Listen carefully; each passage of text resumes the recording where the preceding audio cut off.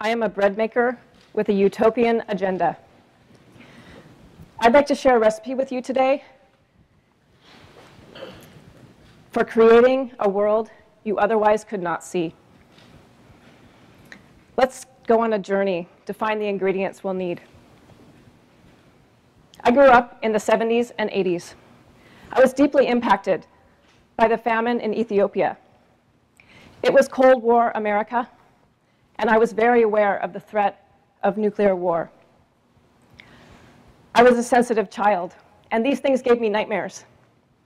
I really thought the world was going to end before I turned 11. Despite the scary world, I had a deep curiosity about it. Our first ingredient, curiosity. When I was 10, I begged my parents to send away for the booklet I had seen advertised on television for all of the study abroad programs American students could apply to. At 15, I was ready to go to Germany. Unfortunately, that year, we couldn't afford to send me. But my parents assured me that if I still wanted to go once I graduated, they would find a way to make it work. I did. So here's our second ingredient, perseverance. At 17, braces free, clad in Birkenstock sandals, and freshly graduated from a Washington State high school, I boarded a plane ready to leave the country. My connecting flight was canceled. So, on my first international journey, I was to take, because it was the beginning of the first Iraq War and the plane was needed to transport troops to the Persian Gulf, I was stranded in Middle America for a day. I was rerouted, my luggage was lost, and when I finally made it to Germany, I was thrown right into my new host family. No meeting the other students, no cultural introductions. The first activity with my German host mother, buying underwear. So let's add a dash of humility here, along with the risk-taking. But having had a few years of German under my belt, and already wearing the sandals, I was just fine in that German forest village. I didn't just stay in that German forest village. I was given the larger view. Here's where the recipe calls for being a witness. I traveled all over Europe. I witnessed the reunification of East and West Germany. I listened to German students my age discuss and debate their complicated past while looking and imagining a future, now that everything had changed. I traveled to Northern Africa, and I also traveled to the USSR, an American teenager discovering the enemy we had been told to be so afraid of. The year made quite an impression on me. I saw great disparity. I witnessed firsthand how previously abstract concepts of global politics impacted people's lives. When I returned to the United States, I was no longer simply an American. I was someone who inhabited the world. I wanted to help make a difference and make the world better. I wanted us to live not in fear of one another. So, whenever I had saved any money, I used it to travel, study, and volunteer. Yes, this recipe requires money, but you don't already have to have it. I was crowdfunding by snail mail and with rewards before there was a catchy phrase for it, and there were companies to provide the service. I became a peace and conflict studies major in college. I was thinking big. I was thinking internationally. I followed my nose, and I traveled to the NGO Forum and UN Conference on Women in China. I studied in Mexico, Austria, Germany, Spain. I made human rights and journalistic trips to Chiapas and Cuba. My life was going to continue to be international. I was going to make a difference by working for the UN or a large non-governmental organization. Of course, it's difficult to get a job based purely on healthy idealism, but we definitely have to have it in the mix. I had made a home in San Francisco and came back to the city. So after my travels, I applied my ideas and my desire to work for human rights, human dignity, and social justice to my home community. I worked for an organization accompanying people around human rights, a group working in El Salvador. I provided shelter, helped provide shelter for homeless day laborers and people living with HIV and AIDS. I traveled to South Africa as an AIDS awareness educator twice.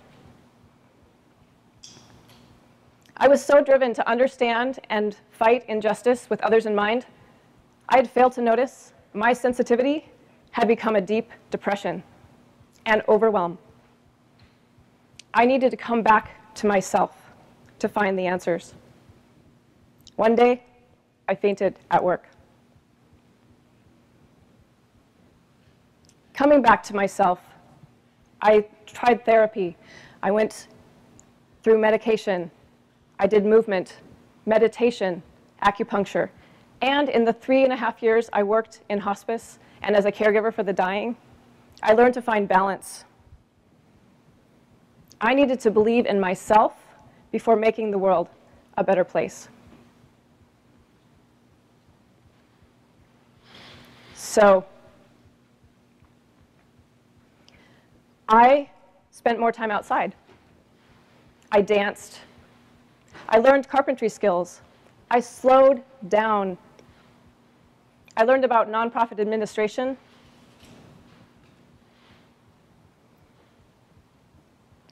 Not yet.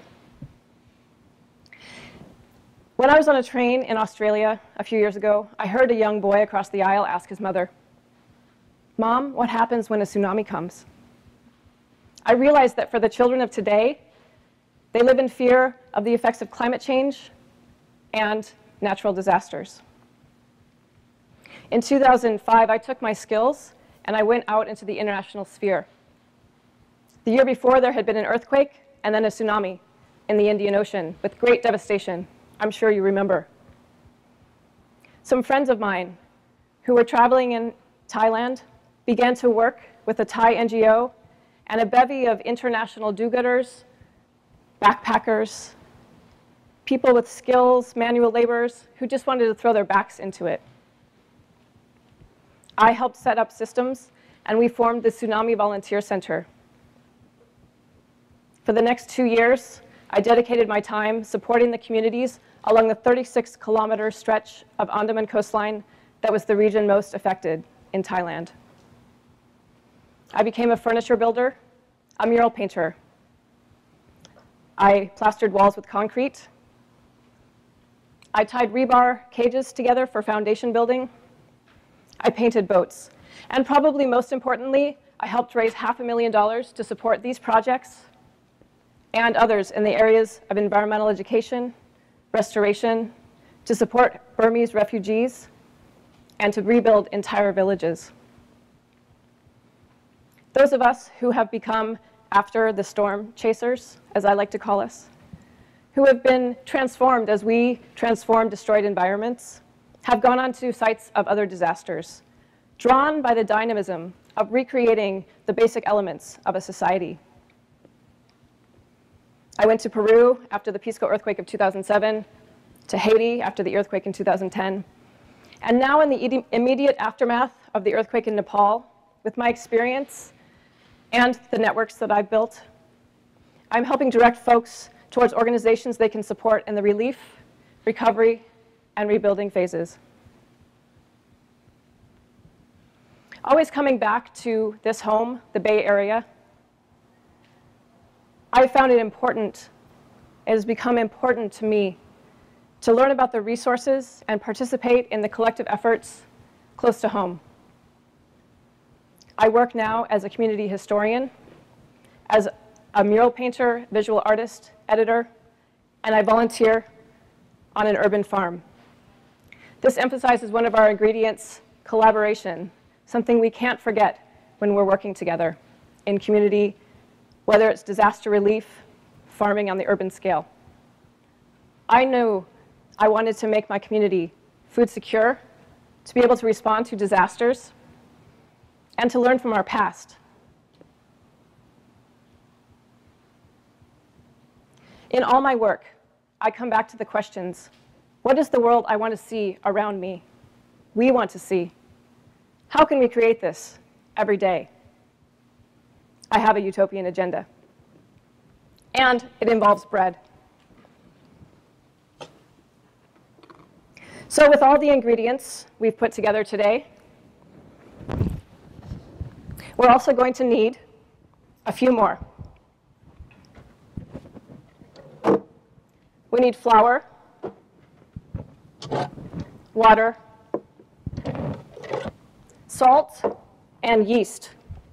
This last, so we can rise to the occasion. I also have an extra special ingredient, a little leaven from the oven. Let's see how all these ingredients come together. In 2008, I began to bake my own bread. On the edge of the foodie and DIY movements, and living in a household where we made almost everything from scratch, I endeavored 1 year to keep our household in bread. A small, simple act of resistance to combat our ready-made culture that tells us that our consumer choices define us. I was already building much more complicated things. Why not start with the most basic of foods? I was baking 1 loaf. Why not bake 2? So soon I was taking bread with me everywhere I went.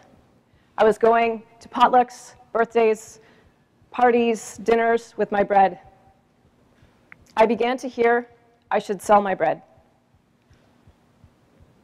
Not wanting to create another business, more interested in breaking the cycle of consumption and actively creating community, I began to turn that around. I chose to stick with generosity. By the way, there's a long tradition of generosity in San Francisco, with the diggers of the 1960s and their ideas for a 1% free society, the food conspiracies of the 1970s. You can learn more about these groups in our common history at the digital archive that's participatory and community-based that I co-administer at foundsf.org. I began to teach people how to make their own bread. The first person I taught, the friend who told me my bread was delicious enough to be the start of a business, is now a full-time baker. She followed her own directive and is selling her bread in her hometown of Sao Paulo, Brazil. Since that day, 7 years ago, where I shared my recipe with her over a meal, I have brought bread-u-cation to hundreds of people in my home, in their homes, in libraries, schools, on urban farms, at sustainability centers, in community gardens, to health clinics, and to queer performance artists. And because I'm an urban cyclist, this bicycle trailer goes on the road with me. LisaRuth's Leaven from the Oven Breadmobile. It was built by 2 friends and bread fans who knew that I needed to take bread-u-cation into the community so we can learn to take action, to move out of isolation.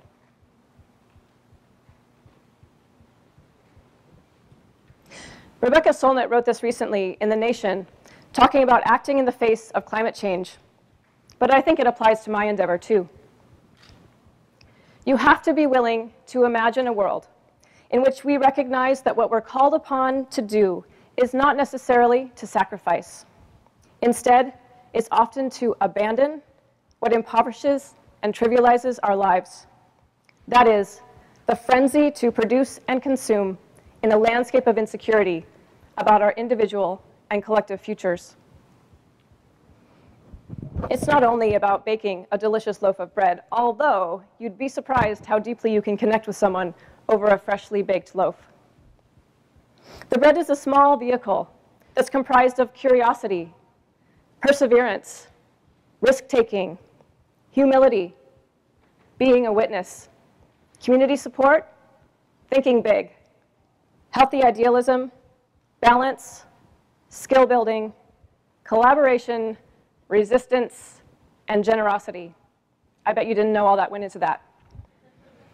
It's a vehicle to promote self-sufficiency, to step away from the ready-made culture that tells us everything we need is on a shelf. Baking our own bread and eating together slows us down. We begin to envision a world where we have a vision of what we want to see. My motto is, let's move from being breadwinners to bread makers.